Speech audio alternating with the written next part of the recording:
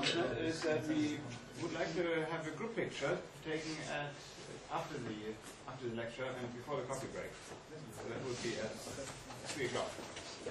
We should have done it, I guess, on the first day because then you have some more coffee break. But I try to get it. Yes. Oh, yeah. Oh.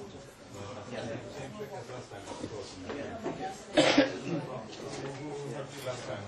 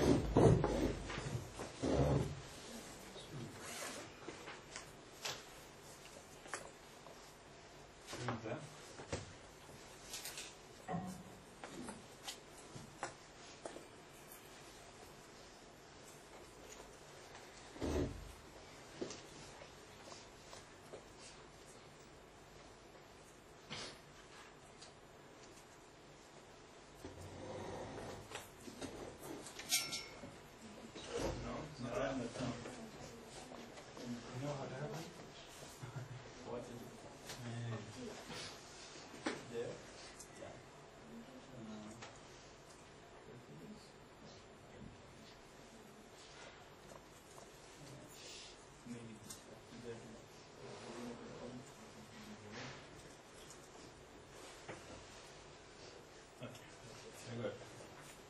Okay.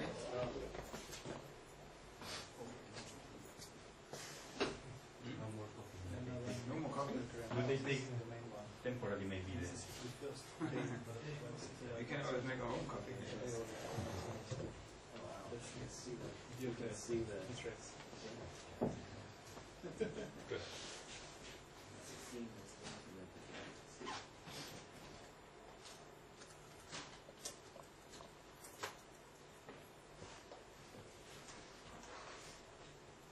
I have to work on the coffee machine.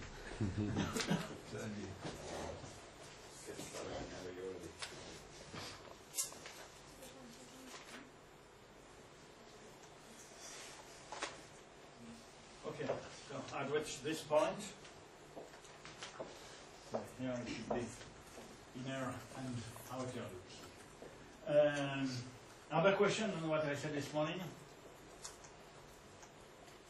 Okay, so I'm still going to say a few things about variational assimilation before talking validation of assimilation algorithm. One question is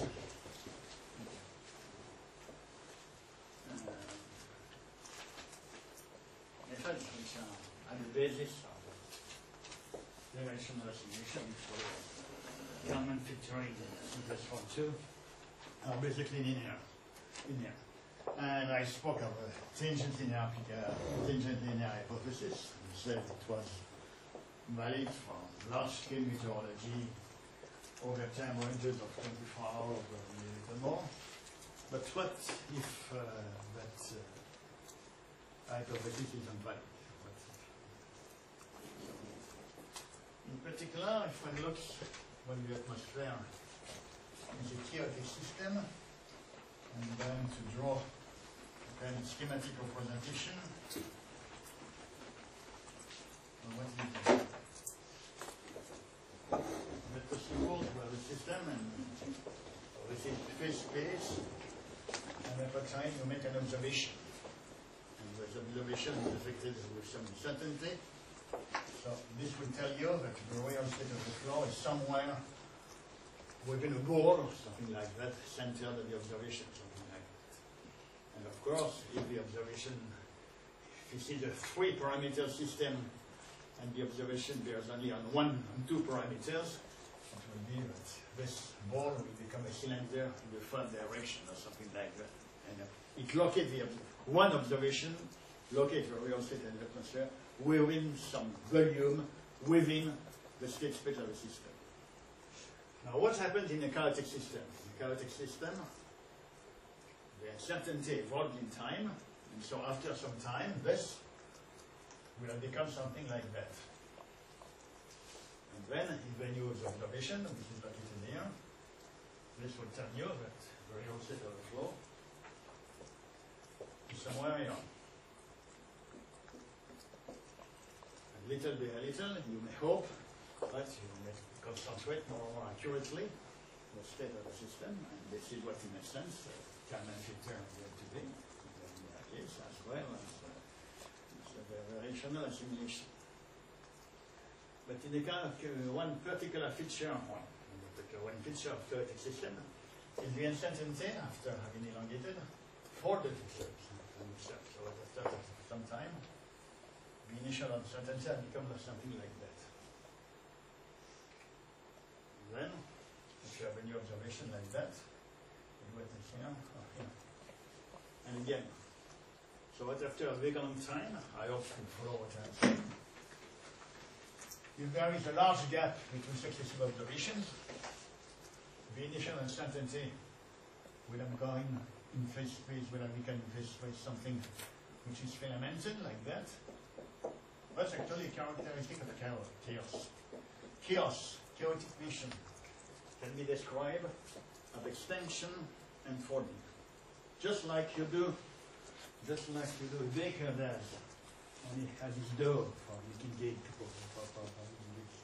Just folds it, flattens it, folds it, flattens it, folds it, flattens it. But cakes. Chaotic mission is that. So, after a long of time, the dough will have been flattened and folded in a manner.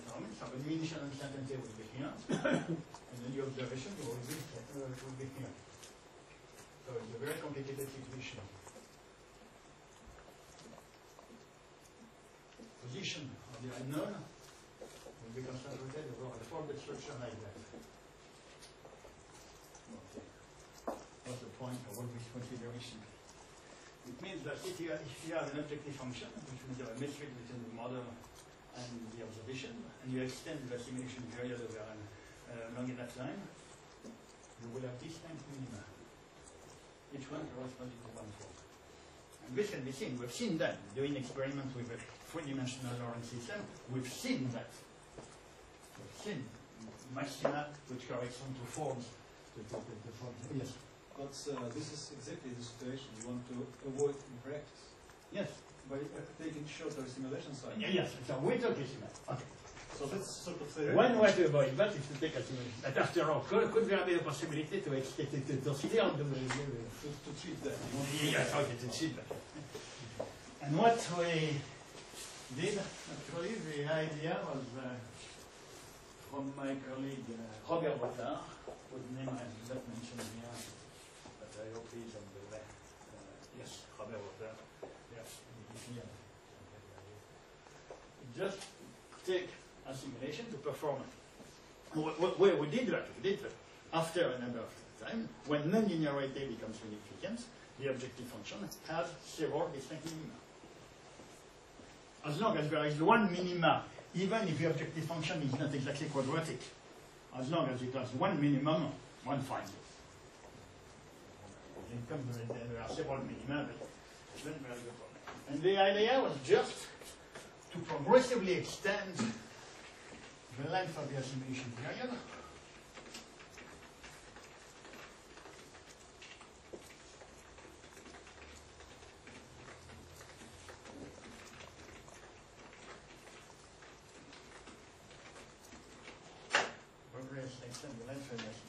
begin an assimilation over a relatively short period and finding a minimizing solution, then extending the assimilation period to a slightly longer period, and starting the new minimization from the minimum obtained here. And doing that again and again. If this time interval is small enough, maybe we will be able to locate the absolute minimum. In fact, we also proved, for sure, that locating the absolute minimum is worth the trouble, but the absolute minimum gives significance. In particular, if we have an objective function which has many minima, and the observations are noisy, you may say, okay, there is an absolute minimum somewhere, but the observations are noisy.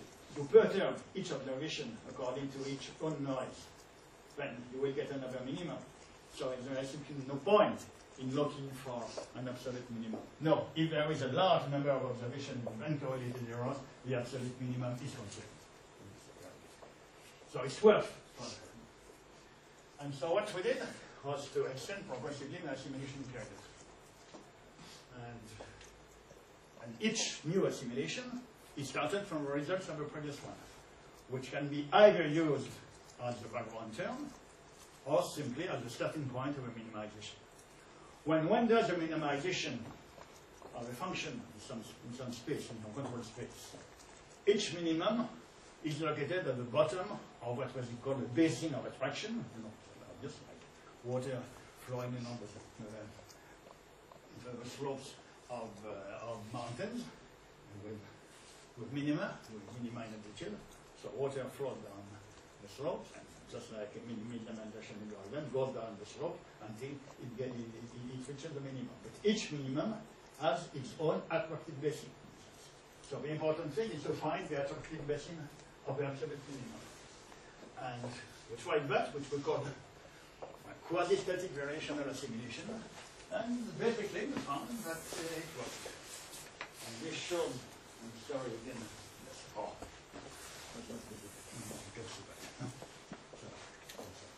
but we showed that with a simple two-dimensional model, it's imperfect, of a quasi-geostrophic type, although we don't know meteorology, we must not have much idea of what a quasi-geostrophic model the QG model is. Well, it is a dynamical model which maintains some sort of geostrophic balance in the flow. So it's appropriate for describing middle latitude flow. It has, well, I'll say a few words about that. This is this type of model, both as a theoretical model and as a numerical model, is used for many applications.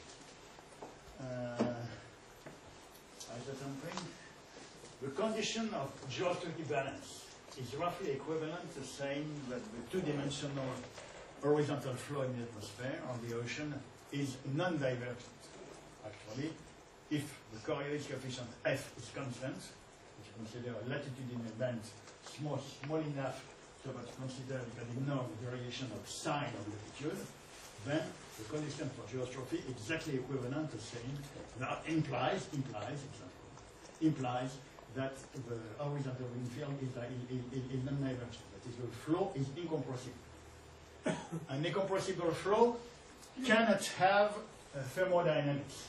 Or it cannot. There is no interaction between heat and transfer of heat and motion, because since it is strictly incompressible, whether you heat or cool a piece of fluid, it will not change in volume, and so the motion will be totally independent of whether you heat and that of thermodynamics.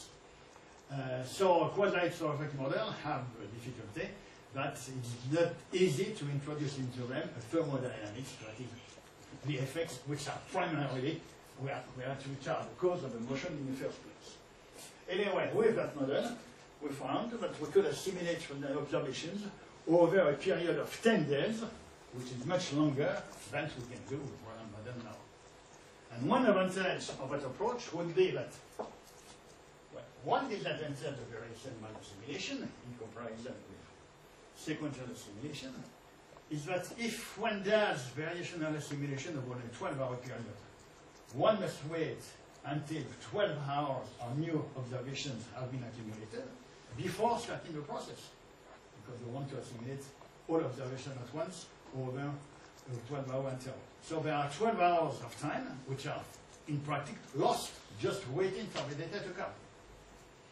With a thing like that, in which you constantly do assimilation over a long period, but adding small pieces of information as they come, this avoids the difficulty. So that would be a practical advantage. Not only possibly extending the assimilation period to length of time which are longer than what we do at present, but we can introduce new observation almost as soon as they come available. And this worked, and I think it's something which is worth studying again at more deeper. It might be an interesting new development in assimilation. Well, What's the current status of this? well, dormant. As well as dormant. Well, something else. Time correlated error. Maybe we'll have to comment on that further.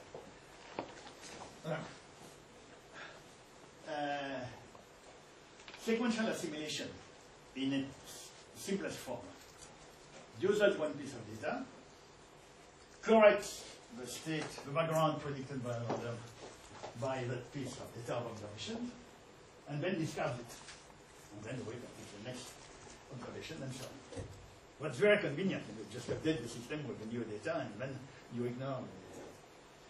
But if there is correlation between successive sets of data, whether the succession is temporal or anything else, you use successively sets of data. That doesn't mean that the data come, you use them in the same order as they were produced in time. It's the character I'm talking about is the sequential character. So let us have two observations of the same quantity x. And you assume that the errors are unbiased and the same variance s, and in addition that they are uncorrelated. And you look for the blue of x from this, of course, since the variance are the same. The blue is half the sum of Z1 and Z2. So this is introduced. And if you do strictly sequential assimilation, these two observations, Z1 and Z2, will always have the same weight, because any further step will update XA equal XB plus something in addition. But Z1 and Z2 will be in XB with the same weight, and will always be will always keep the same weight. The weight will be modified because well, there is a minus HXB here. But again, that's not anything. XB is not modified. It's given a weight, but it's not modified. So the new analysis XA is something like alpha times XB plus beta times the new observation. Alpha and beta depending on the gain matrix. If Z1 and Z2 are in XB with the same weight, they still keep the same weight. And indefinitely, the original two observations, Z1 and Z2, will keep the same weight. Now, if a third observation comes, Z3 equal X plus zeta3, with expectation 0, variance S, uncorrelated with zeta2, but correlated with zeta1, because it is simply the same instrument, which has made the observation Z1, which at a later time makes another than Z3. And now we look at the optimal combination of Z1, Z2, and Z3. The weights are in the proportion 1 correlated zeta1 and zeta3 are correlated with correlation coefficient S, 1 plus C for Z2, 1 for Z2, 1 for Z3.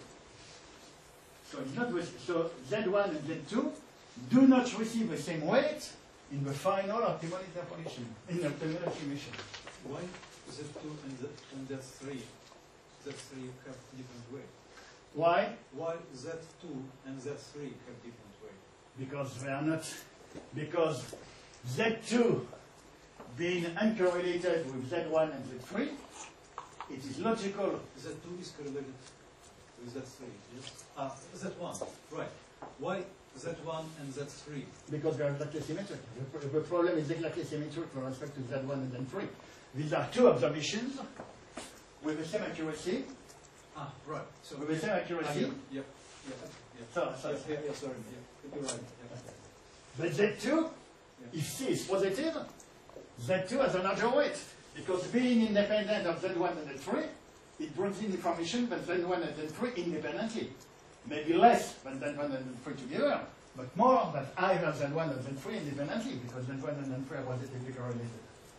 So the optimal combination of these three observations as weights gives weights proportional to 1 plus C, 1 to Z1, 1 plus C to Z2, 1 to R to Z3. So if you do blind sequential assimilation, and you use Z1 and Z2 and ignore them from that time on, ignore them forever, and a new observation becomes available that is correlated with Z1, the optimal final estimate will not be optimal because you ignore the correlation. Saying, okay, I have a background Z1 and 1/2 plus Z1 plus Z2, and I know that Z1 is correlated with Z3. So there is a correlation in between the background and Z3, and I take account that correlation. That's all right, you can do that. You can take into account the possible correlation between the background and the observation. The formula allows you to do that. But that will not solve the problem, because that will still keep two equal weights to Z1 and Z2. So if you use successively sets of data in a procedure which takes a set of data, assimilates it, and then discards it forever, and a new set of data comes with data correlated to some of the previous sets of data, and you do blind sequential assimilation, that cannot be optimal. And worse than that, I consider the case of model error. So now, I have an evolution equation for not the most complicated of model equation you could imagine. Xk plus 1 equal xk, that's the real state now. That's the model, plus eta k. So eta k now is a model error. And really what I mean by model error, that is, the model I have, what I predict, is xk plus 1 equal xk. The weather tomorrow will be the same as today. That's my way of doing meteorological forecast. Incidentally, any method for forecast must do at least as best as what I just said. A model which would perform worse than someone who says tomorrow the weather will be the same as today doesn't have to be kept as a useful tool. So the most elementary model for weather prediction. But there is an error in it, because of course the weather tomorrow will not always be the same as today. Okay, so there is an error with expectation 0 and variance q. And then there are observations of this yk plus with expectation 0 and variance r. And suppose that errors are uncorrelated in time.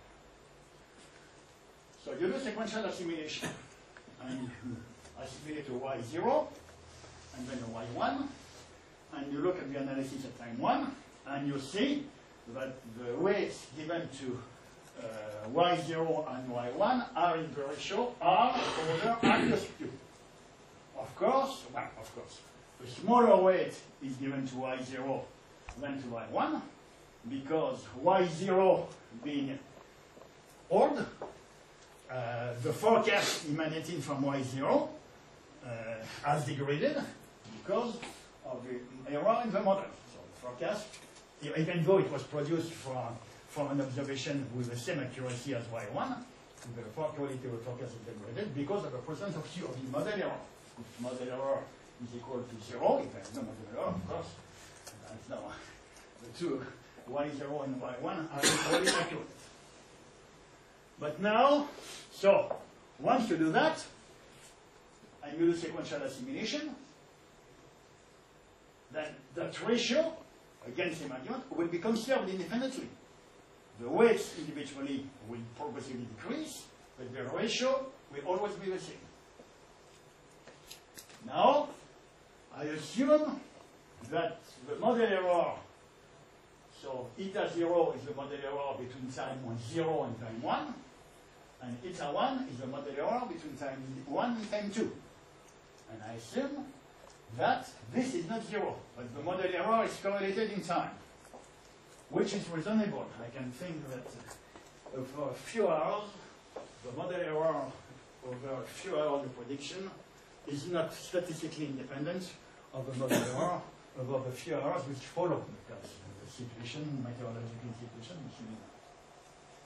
And now you look at the weights given to y0 and y1 in estimation of x at time 2. You do the computation, and you find that the ratio is r minus qc over r plus q plus qc, which for c equals 0 is equal to that, but for c different from 0 is not the same. Yes, Fabian? How did eta 1 enter this? Because eta 1 only concerns for the next step, which is... Yes, no, okay. Then I do that at time 1. And I go to time 2. And if I do sequential assimilation, then the ratio will become R over R. But if I do it into account with correlation, the ratio will become that. It is the same type of argument, even if observation errors are uncorrelated. I've assumed to obtain that observation errors were uncorrelated. But since model errors are correlated, then I obtain this new ratio. So again, the same argument. If there is temporal correlation, or sequential correlation, not even the temporal dimension, the physical time which matters here, is that we use successive sets of data, and the approach in which, like standard Canyon filter, each set of data is used and can discard the driver, cannot be optimal if there is correlation between the successive sets of data, or if there is correlation in the model which evolves your system between the assimilation of two successive sets of data. So that's an aspect which I think is important. So I don't know, among the many ensemble Kalman filter methods which have been proposed, which ones, well, the only way to solve this problem in a sequential assimilation is to augment the state vector to a time dimension. So the state vector is not the state of a system at a given time, it is the evolution of a system over a period of time. And if one does that, then it is possible to take into account correlation over that window. In a sense, it is very similar to what I just described here. Because here I could do that with variational assimilation. You know, shifting every time, every hour or 2 hours or so, I update my variational assimilation with a new assimilation window, which after some time will not have to increase. It will be simply shifted in time. It will be simply shifted in time, adding new observation at the new end, ignoring observation which are 5 or 10 days old, no more useful for any purpose, and starting the new minimization from random to the previous one. And in fact, there is something which is called the constant lag Kalman filter, which in a sense can do that. It must be able to take into account temporal correlation over the time lag over the Okay. So what I said, that in variational also, the moral of the data is if data errors are correlated in time, and data errors in either observational error or model error or both, it is not possible to discard observation as a use while preserving optimality of the estimation process. If you discard data after use, you lose optimality. In particular, if model errors are correlated in time, all observations are liable to be reweighted as a simulation process. Yes, if it is a model error that is correlated in time, no observation is safe. And so whatever the observation, it has influenced the forecast, and its value has been decreased by the model error. So the way that had been given to that particular observation must have been decreased, because the value, the informative content of that old observation has been decreased by the model, which has an error, by the prediction, which has an error. So no observation is safe. So if model error is correlated in time, potentially all observations have to be reweighted.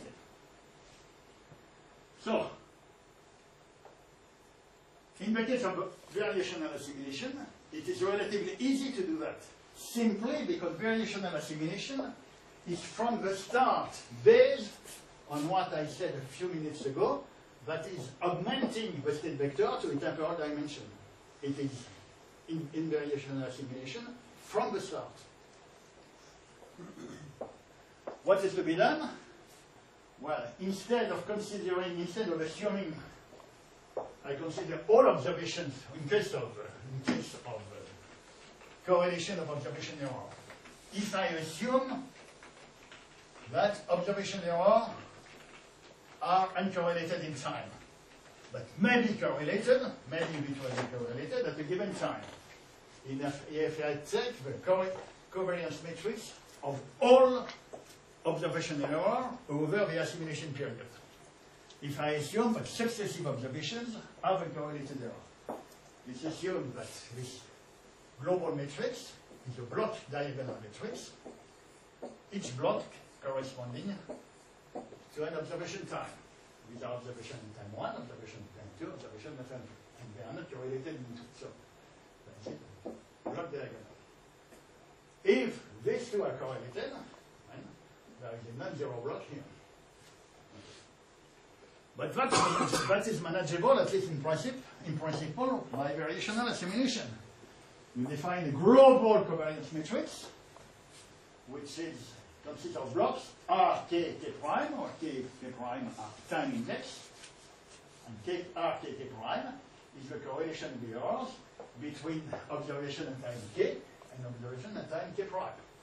So you build that large matrix, and it does in inverse. So the corresponding objective function to be minimized, if you still have the background at the beginning of a period.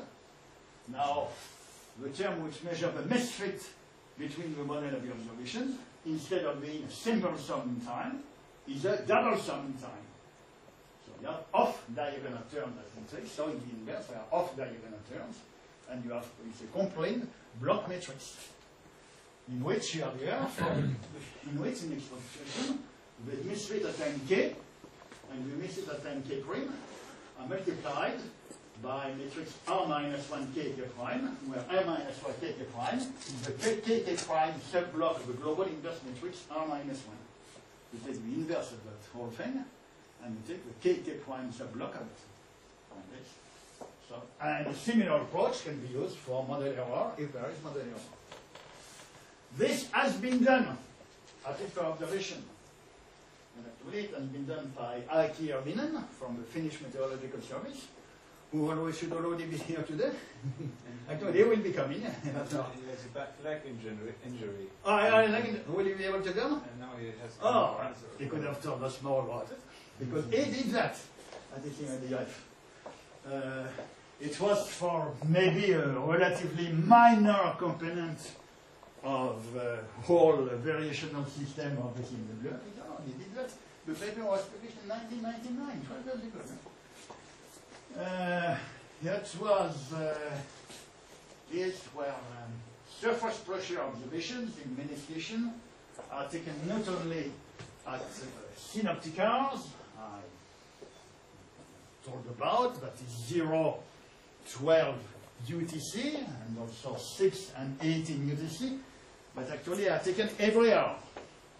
And when with each observation, there is what we call observation error, but there is also a representativeness error, which is lumped together.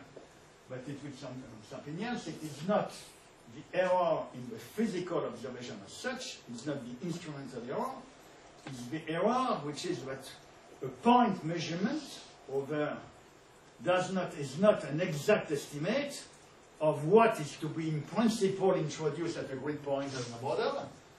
That is something, an average over one model mesh, or I don't know, something like that. There are fluctuations within the mesh of the model, or within the, maybe not of the mesh, but typical spatial dimension over which the model is meant to describe the atmosphere, and best fluctuation make that the local measurements, and that is true both in space and time, the local measurement is not representative of the real physical reality. We want to represent the moment. That's absolutely obvious for wind. You have a gust of wind at a given time, at a given distance. That wind is not representative of the average wind over one time step and one grand magnitude. Absolutely obvious. So there is a representativeness error, and since those observations were frequent in time, Heike and said, okay, the representativeness error are correlated. And so he decided to implement that in the system. That was in 4D, easy to do that. He did that. Now it doesn't, from what I understand, it has been discontinued because the ECMW system has been equipped, so to speak, with a system which gives an estimation of the bias in the prediction, estimate of the bias in the prediction, the bias in the background. I said the background is supposed to be unbiased. Actually, now the estimate allows for the background not to be biased and has a bias in the system, which is constantly updated actually according to an algorithm which is similar to Kalman filter. The bias is updated. This has been done by Dick Day, in case you want to look at the picture by Dick Day. So I think this has been discontinued, although Heike, of course, would have been able to say more. He's no more at least in the US basis. Yes, well, actually, no more. I think he's now the chairman of the scientific advisory committee of the CMU. So that he still follows very closely what is going on there. So I'll be able to say more about it. Of course, what they say here is rather theoretical, because there remains the problem of identification and quantification of, if we want to take into account correlation, the temporal correlation, we must assume in the first place what this, and we must make quantitative hypotheses as to what these temporal correlations are.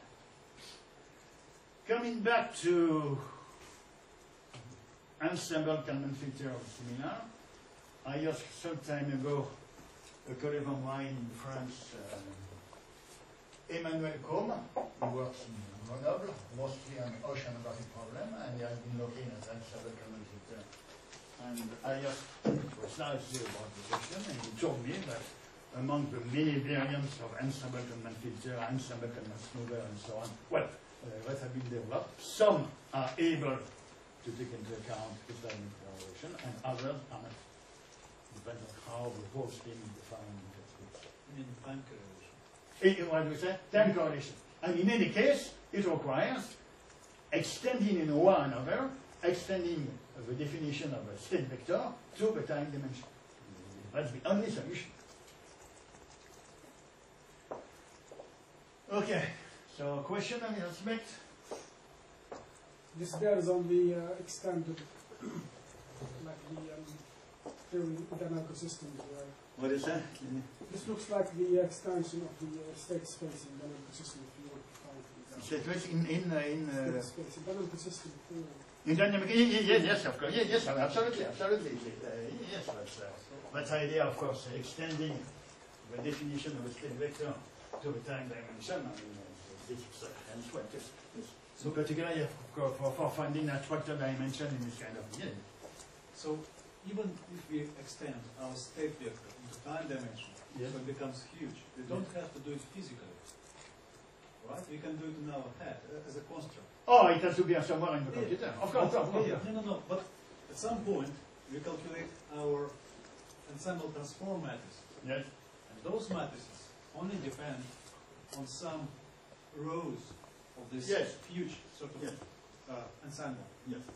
So when we calculate our ensemble transform matrices with this big time-augmented vector, the result will be the same as I told in my lecture, by just admitting the ensemble. Oh, yes, of course. So this procedure actually does take into account the time correlations. Yes, of course. But what I mean is that the observation have to be kept in the computer. Yes. Have to keep kept absolutely. Yes. Because yes, of course. when one does that, Yeah. shift the window from here to there, then observation, Yes. which are in the overlapping phase, will have to be reused again. Yeah.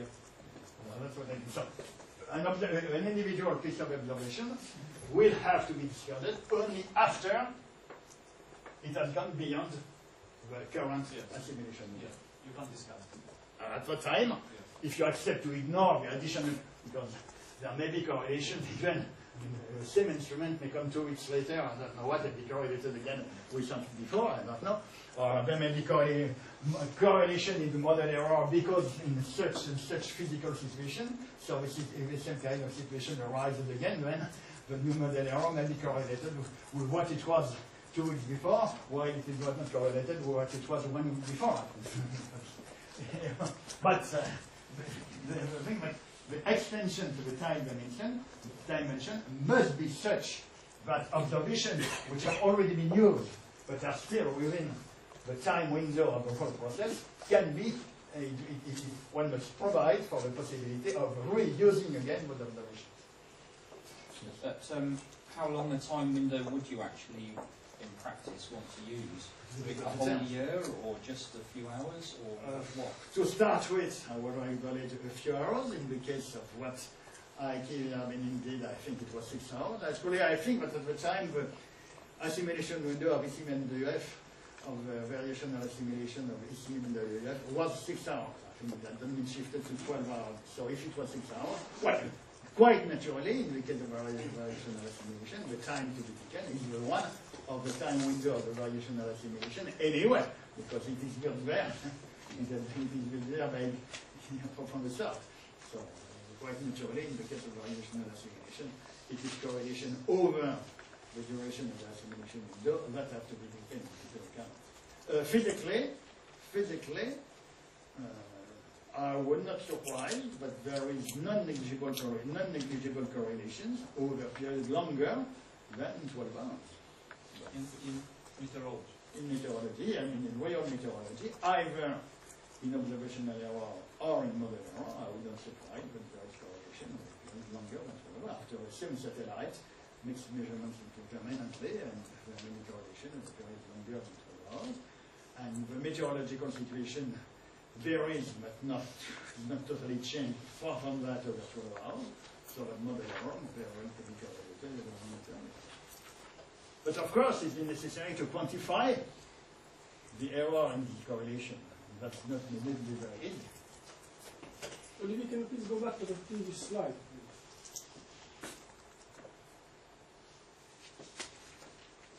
I mean, when you take sigma kt prime, r minus 1 kk prime, for k different from k prime, r minus 1 kk prime is no longer a covariance matrix. No, it's no longer covariance. And For k therefore, in front of k prime, yeah. this is not a covariance. No, yes, it is a covariance matrix. The covariance R k k prime is the covariance matrix of epsilon k and epsilon k prime. So R k prime is a covariance matrix. Yeah, but it's not, The inverse it's not- here is not in general. it's not positive, so it's different. It's not. Actually, And therefore it is not. Actually, an inverse covariance matrix is not a covariance matrix. At least it is a matrix that is definitely positive, but it is not a covariance matrix in the sense that it does not transform when you set the basis with the same law that a covariance matrix uses. And a covariance matrix is a twice contravariant tensor. An inverse covariance matrix is a twice covariant tensor. If you know that vocabulary, it is not a covariance matrix. So therefore, Even it is symmetric, definite positive. But it doesn't shift. Physically, it is not a covariance matrix. It is not a covariance. It is an inverse covariance matrix.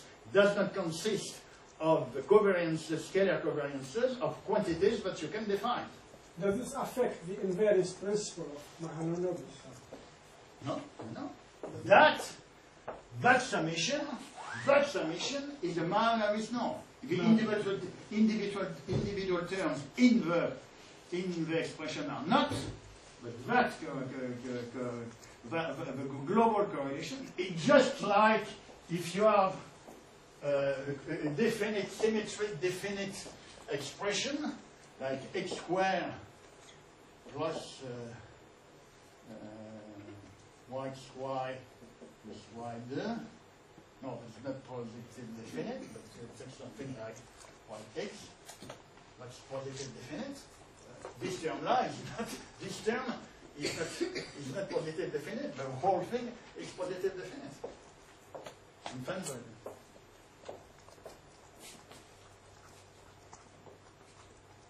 so these universal terms are not one and it's not.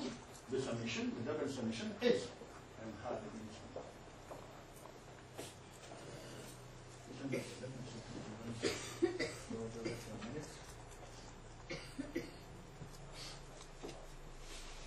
Yes, that's my analysis. You can understand what he looked like.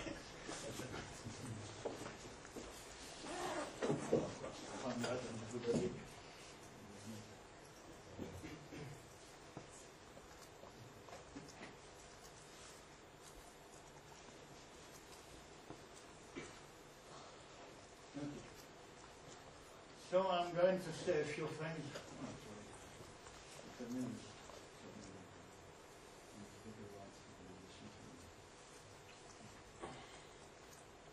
Fodivar, as it ignores model error. It is called strong constraint variational assimilation. Well, actually, I'm going to speak about something that Pavel already spoke about. Because if there is model error, as I commented, and Pavel spoke several times again this morning, imposing the model as an exact constraint that is looking for a minimizing solution under the constraint that psi at time k plus 1, the status commuted at time k plus 1 equal to nk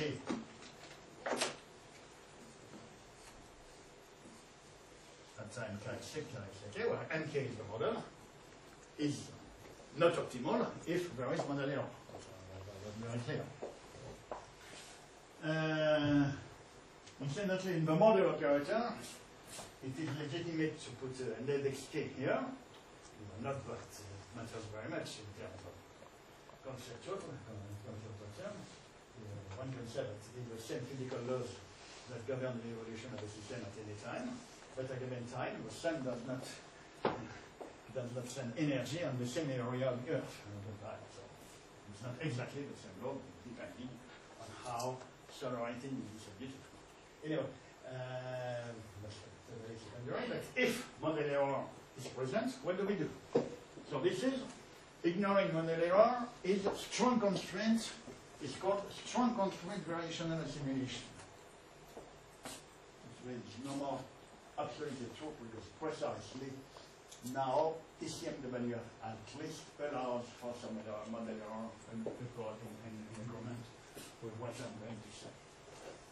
So let us suppose that now the data, this is similar to a slide I showed when I introduced variational assimilation.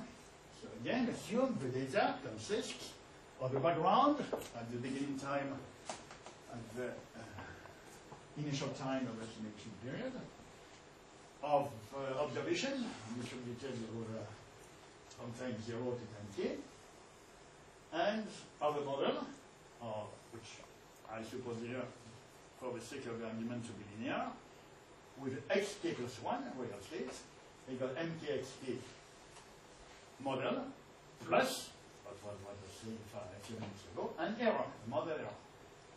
And we will assume that model error is not known, but is supposed to be unbiased.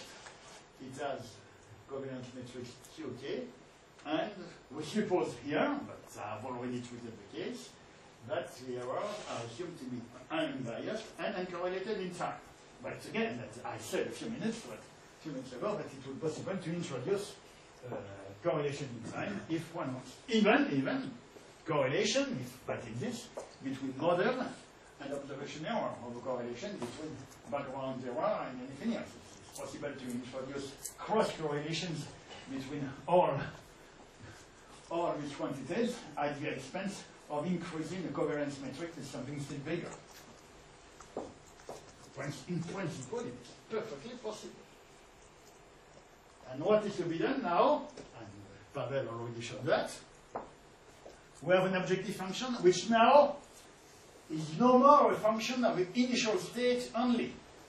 Now what we look is the sequence of states, psi 0, psi 1, psi k. And so we have an objective function which now is the sum basically of three summations. Well, one term which represents the best fit to the background associated with the background error matrix which is denoted as before P0B.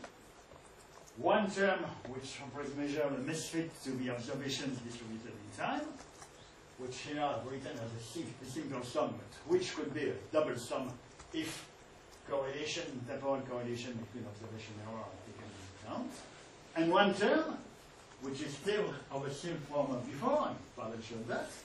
I say that the difference psi k minus k plus 1 minus mk psi k, that is what the model says. The model says that it is 0. I don't impose it as being exactly 0. I say it may be close to 0 within the margin of uncertainty allowed by Qk. This is what I say. Just as I say fundamentally that psi 0 will be close to the background within the margin of uncertainty defined by P0B. And I say that hk psi k must be close to yk within the margin of uncertainty defined by rk. Of course, it is not strictly within the margin, because in case it might be conceivable that the errors be various quantity and the same quantity has been observed twice, and it happens that in fact the distance between the two measurements is larger than the specified standard deviation of the errors. The system will still work. It will still work out or compromise by weighting the data.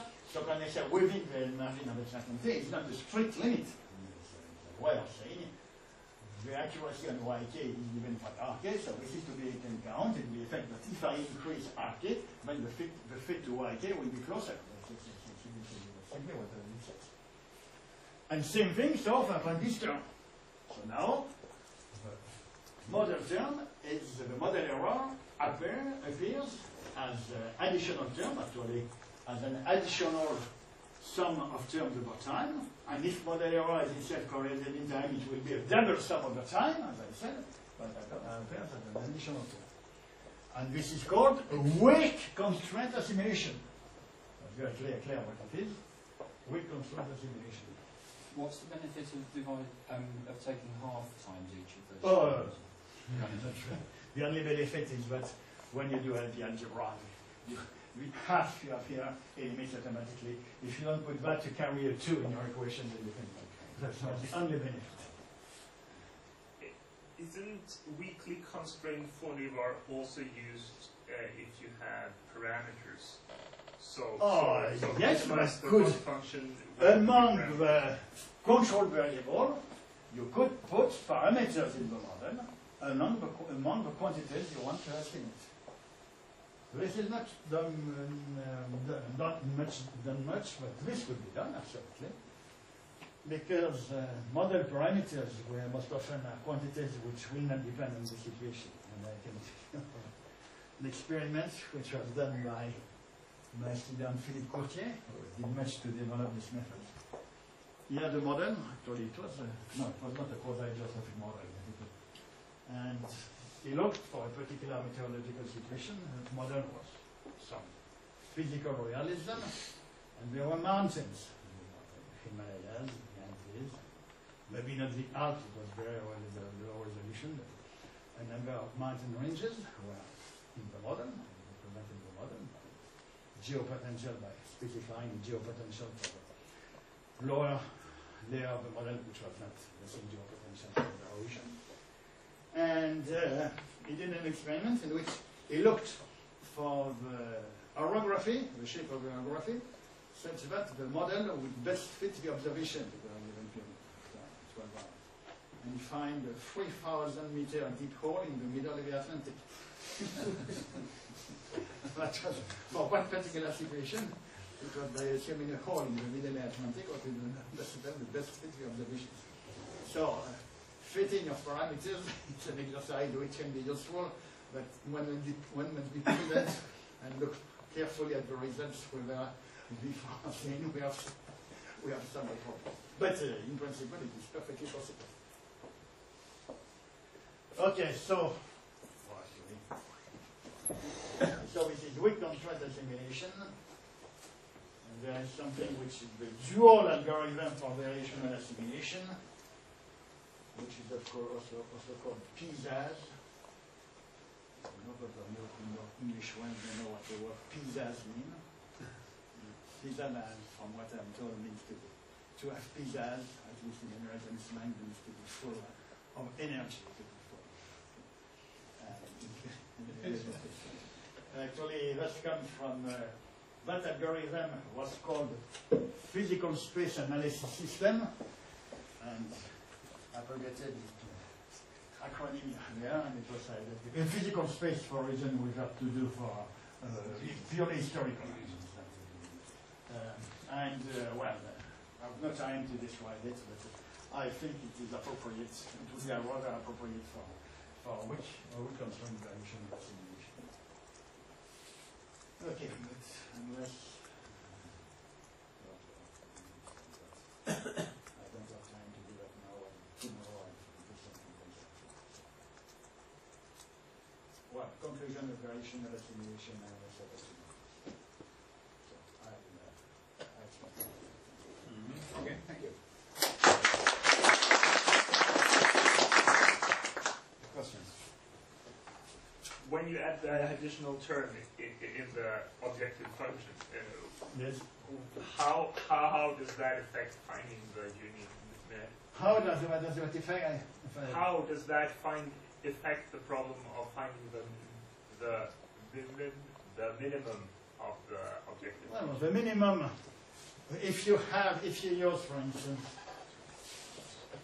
if you add, for instance, a weak constraint term,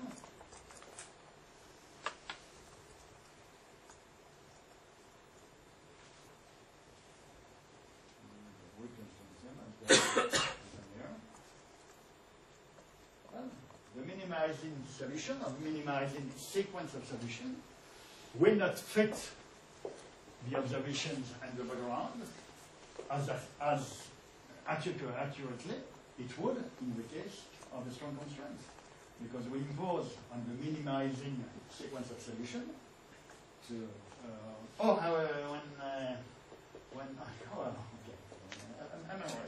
that, because we impose an additional after doing that case I'm not absolutely sure, but I think it of course it affects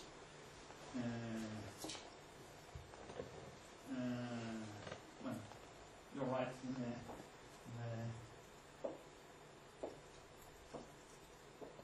impose an additional constraint. Yes, I think it will not fit the observation as closely as will fit in the strong constraint case because of this additional constraint, which is introduced here. But we have another in strong constraint. We have an additional. We replace one strong constraint by one weak constraint, so it's not as simple as what I just had in mind.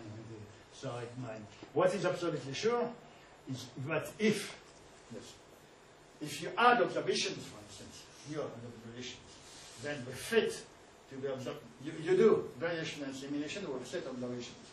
And now you do observational assimilation with an additional set of observations. The fit to the first set of observation will not be as close, at least statistically, as before, because you impose an additional constraints on the system to fit new observations.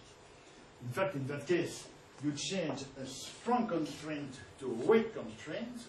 So one thing that is sure is that the new solution will not satisfy very exactly the model solution. Statistically, it will not, because it will use the liberty, the freedom which is given to it, to deviate from the model equation. So it will use it. So the model equation will not be satisfied exactly. Will not be satisfied exactly. But what will be the impact on the fit? I must say I don't know too well. I'm not sure there is a general qualitative conclusion. I think you added the certainty, the QK minus 1. And before there was no QK minus 1. But Yes, now yes. But that that amounts. What I'm saying, I just answered I was going to answer a question saying you add a new constraint to the system, so you relax the condition of fitting most constraints. But actually, when one goes from strong constraint variational assimilation to weak constraints, one does not choose a new constraint. What replaces one constraint by another one, which is not the same thing. That's not very trivial, because, for example, in ensemble Cannon filter, when you add Q, you increase your forecast covariance. Yes. Propagation. Yes. When you increase your forecast covariance, you obtain better fit to the next set of observations. Yes, of course, because you give a smaller weight to the background, and so you get a better fit in the next observation. So what you said is not very true. Okay, you will be right. Actually, I'm not Incidentally, I take this opportunity to say that in the case everything is linear, this will provide a sequence of states, and the final states will be exactly the same as the one which standard Kalman filter would produce, and the sequence of states will be the same as what standard Kalman smoother produces. There is a strict equivalence. There are totally different algorithms, but in the linear case, they yield the same results. They are both algorithms for solving the same least variance or least square problem. Incidentally, I mentioned that contrary to what he sometimes says, sometimes here, in the case everything is linear and Gaussian, the two algorithms are equivalent. This has nothing to do with Gaussianity. Both algorithms are deterministic algorithms, and so they produce the same result independently of any statistical property of anything. They are both totally deterministic. So it's only a question of linearity. If everything is linear, the two algorithms produce the same thing. But the adjoint will be the same, won't it? The adjoint model, yes, but then no, the algorithm will be different. You will still have the adjoint model. The adjoint model will still show up.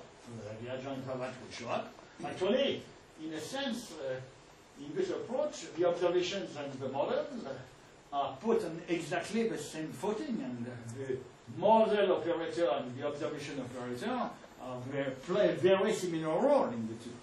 So the adjoint model will show up, but the use will not. And in particular, I can tell you that the dual algorithm implies the algorithm as they described for variational assimilation involves a number of iterations, each of which consists of one direct integration of the model followed by one adjoint integration. In the dual algorithm, which is one way that I describe here, you first do for each iteration an adjoint integration and follow by a direct integration. The order in which the integrations are performed is changed. The dual algorithm consists, you take the general formula, which is still valid even if there is modular or equal equals there, but now X is a complete sequence of states over time. It's still that, and you compute with our observation, anything else, and you first compute this term by solving a specific minimization problem, and then when you get this term, you add. Actually, this term consists of the coefficients to be given to what I call the representers. Form of what is called the representer one. And one feature of a dual algorithm, without going into detail, is that in the dual algorithm, covariance metrics appear as such, while in the standard algorithm of this way, covariance matrices appear further inverse. So it may not be the same thing. It's not the same thing. Either you use covariance matrices as such, or you use covariance matrices as inverses. To correspond to two different approaches. Okay. Another question? Yeah. Yes. So, whether or not this is useful must depend on how well you know the model error covariance. Oh, of course. So how does one try to find that's that? the problem I'm going to speak tomorrow. How do you know all these things? What I can tell is that you will always have to introduce hypotheses which cannot be objectively validated on the basis of the data. As long as you remain within the world of model and observation, and you want to assess uncertainty on those model and observations, you will have to make a hypothesis which you cannot verify in the world of modern networks. You have to go out of your data and make hypotheses based on physical knowledge, experience, not rigor, not arithmetic, not numerical algorithm. That is not only.